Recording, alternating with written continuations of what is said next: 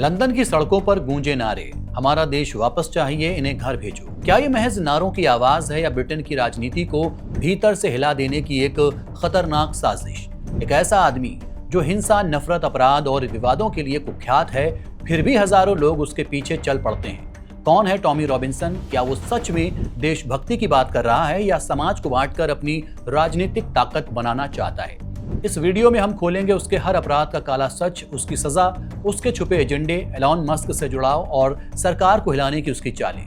नमस्कार, मैं हूं आसिफ इकबाल और आप देख रहे हैं वन इंडिया।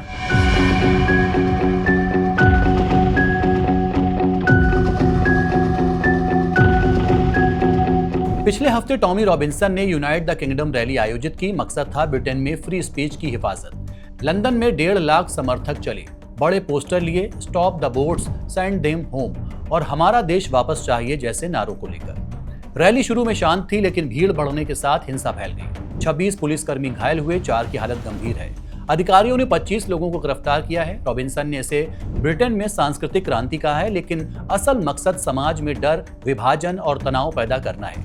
रैली के दौरान एंटी रेसिज्म समर्थक भी पहुंचे। दोनों पक्षों के बीच झड़प हुई। ब्रिटिश प्रधानमंत्री कीर स्टारमर ने कहा है, ब्रिटेन एक विविध और सहिष्णु देश है, हम हिंसा और डर को बर्दाश्त नहीं करेंगे। लेकिन सवाल यह है कि आखिर कैसे करीब 1.5 लाख लोग सड़कों पर उतर आए, वो भी एक शख्स टॉमी रॉबिन्सन के पीछे। क्या सच में टॉमी ब्रिटेन को ग्रेट बनाना चाहते हैं या फिर हिंसा, नफरत फैलाकर समाज को बांटना चाहते हैं और अपनी राजनीतिक इच्छा को मजबूत करना चाहते हैं? चलिए खोलते हैं टॉमी रॉबिन्सन के गुनाहों का काला चिट्ठा। टॉमी रॉबिन्सन का असली नाम स्टीफन क्रिस्टोफर यैक्सले लैनन है। उसकी छवि केवल आंदोलनकारी ही नहीं बल्कि एक लंबा आपराधिक रिकॉर्ड भी है। उसे 2005 और 2011 में हमला और मारपीट के मामले में जेल भेजा गया था। 2005 में ल्यूटन्स क्राउन कोर्ट में पुलिसकर्मी पर हमला करने का दोषी पाया गया था। 2011 में प्रिस्टन मजिस्ट्रेट कोर्ट में किसी व्यक्ति को सिर से मारने का दोषी पाया गया था। 2010 में ल्यूटन में फुटबॉल प्रशंसकों के साथ झगड़ा करने के लिए दोषी पाया गया था और 2012 में उन्होंने जाली दस्तावेजों के जरिए 1,60,000 पाउंड की धोखाधड़ी की, 18 महीने की सजा। और 2021 में उन्होंने पत्रकार लिजी डार्डेन को उनके साथी को झूठे आरोपों से धमकाया। 5 साल का स्टॉकिंग बैन। 2025 में डेली मेल के 2 पत्रकारों को धमकाने का आरोप। इसके अलावा सोशल मीडिया प्लेटफॉर्म्स ने उन्हें बार बार हेट स्पीच और हिंसा फैलाने के लिए बैन किया।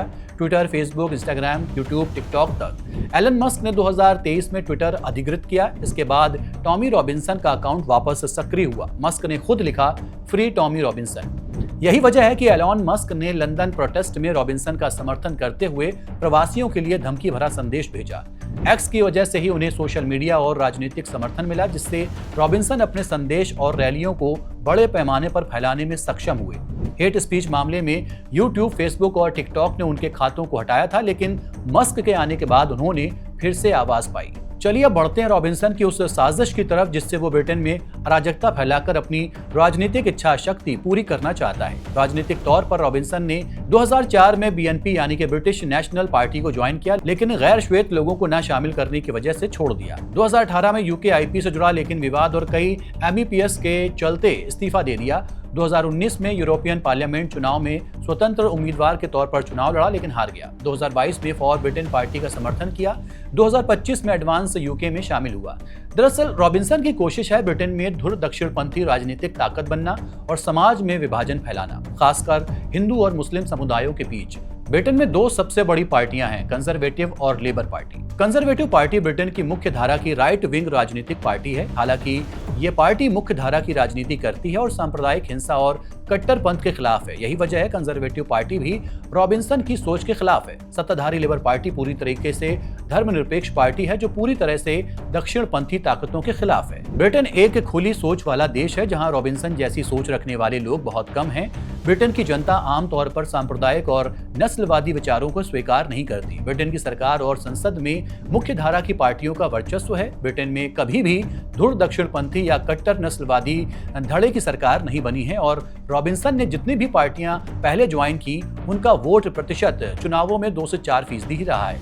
रॉबिन्सन को ये बात समझ आ चुकी है कि ऐसे उनकी दाल नहीं गलने वाली। उन्होंने नया तरीका निकाला। उन्होंने कंजर्वेटिव और लेबर पार्टी के उन वोटरों को तोड़ने की योजना बनाई जो दूसरे देशों से जाकर ब्रिटेन के नागरिक बने, मसलन हिंदू और मुसलमान। माना जाता है कि ब्रिटेन में रहने वाले मुसलमान लेबर पार्टी का सपोर्ट करते हैं, जबकि हिंदू दोनों ही पार्टियों को वोट करते हैं। दोनों समुदायों में काफी एकता रही है। ऐसे में रॉबिन्सन ने इनकी एकता को तोड़ने के लिए सबसे पहले मुसलमानों को निशाना बनाना शुरू किया। इसके बाद इंग्लैंड के कई हिस्सों में हिंदू मुसलमान दंगे हुए, जिसमें रॉबिन्सन के समर्थकों का नाम आया।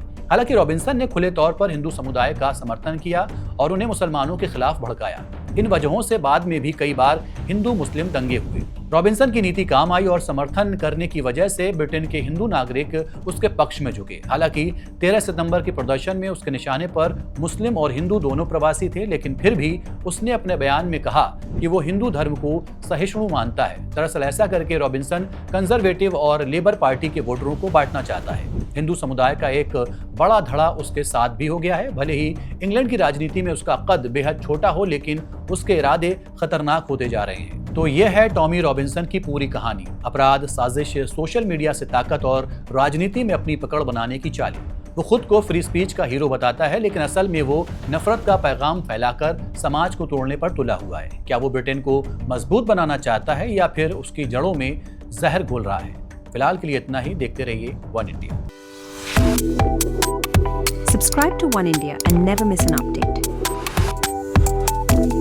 Download the One India app now.